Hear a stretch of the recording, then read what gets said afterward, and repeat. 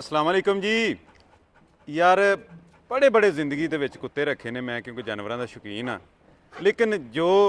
ਚੱਸ ਇਹਨੇ ਕਰਾਈ ਹੈ ਨਾ ਅੱਜ ਤੋਂ ਪਹਿਲਾਂ ਨਹੀਂ ਆਈ ਇਹ ਇੱਕ ਚੀਜ਼ ਨਵੀਂ ਤੁਹਾਨੂੰ ਕਰਕੇ ਵਿਖਾਉਣ ਲੱਗਾ ਨਾਲੇ ਮੇਰਾ ਚੈਲੰਜ ਹੈ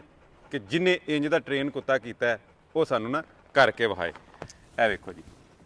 ਇਹ ਰੱਖਿਆ ਥੱਲੇ ਰੋਟੀ ਖਾ ਲਓ ਥੋੜੀ ਜੀ ਖਾਏਗਾ ਤੇ ਫਿਰ ਇਹਦੇ ਕੋ ਛਡਾਵਾਂਗੇ ਵੀ ਇਹ ਤੇ ਸਾਰੇ ਟ੍ਰੇਨਿੰਗ ਕਰਦੇ ਨੇ ਕਿ ਪਿੱਛੇ ਖਿਲਾਰ ਕੇ ਤੇ ਆਵਾਜ਼ ਮਾਰੀ ਤੇ ਕੁੱਤਾ ਆ ਗਿਆ ਹੁਣ ਖਾਂਦੇ ਨੂੰ ਛਡਾਣਾ ਨਹੀਂ ਨਹੀਂ ਪਿੱਛੇ ਪਿੱਛੇ ਛੱਡ ਇੱਥੇ ਨੋ ਨਹੀਂ ਚੰਡ ਮਾਰ ਨਹੀਂ ਖਾਣੀ ਬਸ ਨੋ ਨੋ ਉਹ ਮਿਸਾਲ ਸੁਣੀ ਜੇ ਨਾ ਕਿ ਕੁੱਤੇ ਦੇ ਮੂੰਹ 'ਚ ਹੱਡੀ ਖੋਣਾ ਹੱਡੀ ਛੀਨਣਾ ਇਹ ਬੜੀ ਔਖਾ ਕੰਮ ਦੱਸਿਆ ਗਿਆ ਕਿ ਉਹ ਛੱਡਦਾ ਨਹੀਂ ਇਹਨੂੰ ਫੇਰ ਆਖਾਂਗੇ ਖਾ ਲੈ ਫੇਰ ਖਾਏਗਾ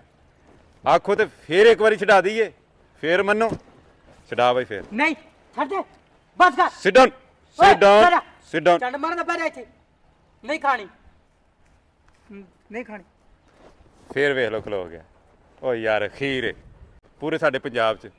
ਇੰਜ ਦਾ ਕੁੱਤਾ ਕੋਈ ਨਹੀਂ ਹਾਲਾਂਕਿ ਇਹ ਜਿਹੜੀ ਨਸਲ ਏ ਬੜੀ ਖਤਰਨਾਕ ਨਸਲ ਏ ਇਹਨੂੰ ਕਹਿੰਦੇ ਨੇ ਰੋਟ ਵੇਲਰ ਦੁਨੀਆ ਦੀ ਖਤਰਨਾਕ ਤਰੀਨ ਨਸਲਾਂ ਦੇ ਵਿੱਚੋਂ ਏ ਲੇਕਿਨ ਐਡਾ ਸੁਧਾਰਿਆ ਹੋਇਆ ਕੁੱਤਾ ਮੈਨੂੰ ਅੱਜ ਗਿਫਟ ਆਇਆ ਕਿਧਰੋਂ ਖਾ ਲੈ ਖਾ ਲੈ ਖਾ ਲੈ ਖਾ ਲੈ ਆਪੀ ਤੂੰ ਕਹਿ ਬਾਈ ਖਾ ਲਾ